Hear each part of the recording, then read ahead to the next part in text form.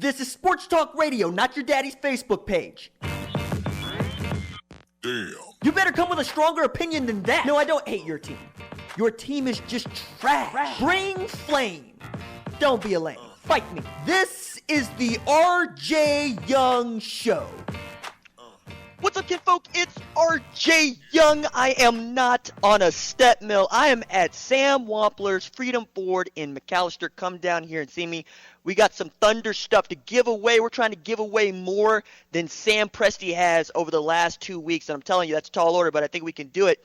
And I'm also just getting into fights. As soon as I walk through the door, got one of the guys here at Wampler's Freedom Ford who tried to tell me that Tyson Chandler was a bigger loss to the Oklahoma City Thunder than James Harden, and wanted to basically reverse engineer the future so that Kendrick Perkins was never a part of this team. I'm just going to tell you, when you come down here to buy your vehicle, you should go talk to Leslie, who's also a Texas fan, which explains a lot. But the horns down stuff, I told him he needs to listen to the segment. He ain't going to like it because the horns down stuff, it's going to get a whole lot worse before it gets better. But it's 60 years old, guys. I mean, Henry Pitch showed Harley Clark, who was the Texas head cheerleader at the time, his hand shaped in a fist with his index finger and pointing finger extended up, said, hey, this is what the Horns mascot looks like, the Longhorn steer. That week, Harley Clark showed it to a bunch of people and declared, without any input from anybody whatsoever, which is the most Texas thing ever, to say this is now the universal hand signal for the University of Texas and should be used wherever and whenever the Longhorns gather, whether it be football or what have you. And the first time that they did that was at a rally, November 1955 against TCU. And by 1963, the front page of the Texas student newspaper, the Daily Texan, featured a Baylor fan throwing the horns down. So for all of y'all folks that think this social media did this, nah, y'all were doing this back in the 60s. That's for you boomers out there. The makings of the modern horns down controversy, though, comes with Mack Brown. And Mack Brown is going to get his tighties in a bunch over this, because the makings really go back to 2012 when Texas Tech was in Lubbock, Texas. Mike Davis was flagged for unsportsmanlike conduct for using his hands to pretend he was putting guns in a holster. Dude just wanted to go around concealed carry. Look, he was asked about it the following Monday.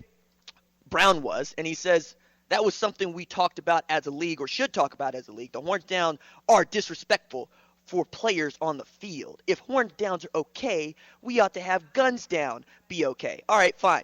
Then fast forward to last year, David Sills caught a 60-yard touchdown from Will Grier in the first quarter of last season's Texas-West Virginia game. He trotted to the back of the end zone, looked up at the crowd, and threw the double-fisted horns down, immediately drawing the 15-yard penalty, to which everybody's like, wait, what? For real? For that? And then Will Grier threw it again when they won the game with a 2-point conversion, 42-41, dramatic fashion, down there in DKR. And that drew a flag. And hell, now we're all catching flags. Or are we? Because penalizing the horns down is grounded in the NCAA Rule 9-2-1, which says no player, substitute coach, or other person subject to the rules shall use abusive, threatening, or obscene language or gestures, or engage in such acts that provoke ill will or are demeaning to an opponent, to game officials, or to the image of the game. That's it. Doesn't say a damn thing about fans. Carry on. And most have. Baker Mayfield taught his campers to throw it. Junior golfers threw them while getting those IG likes with Texas alumnus Jordan Spieth. West Virginia put the Texas logo upside down on its schedule. Ampersand U. Track stars wore their bibs upside down at Texas relays.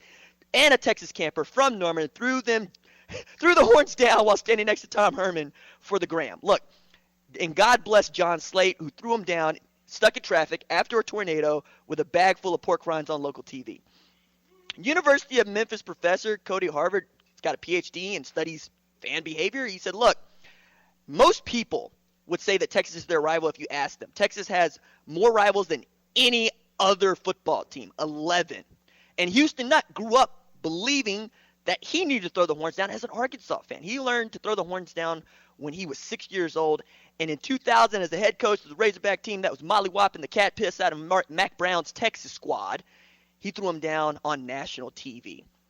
When Sonny Dykes was running Cal, he watched Davis Webb throw him down while whipping Texas like one-legged man in that one contest. And Dykes later admitted, hey, we probably shouldn't have thrown him down, but Texas probably shouldn't have lost to us.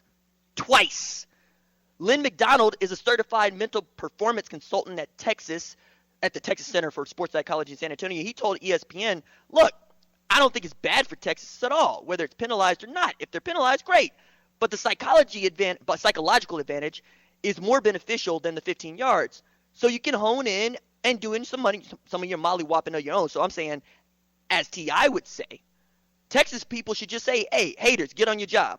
If you hating, get on your job. Damn right. And I, for one, am going to continue to clock in.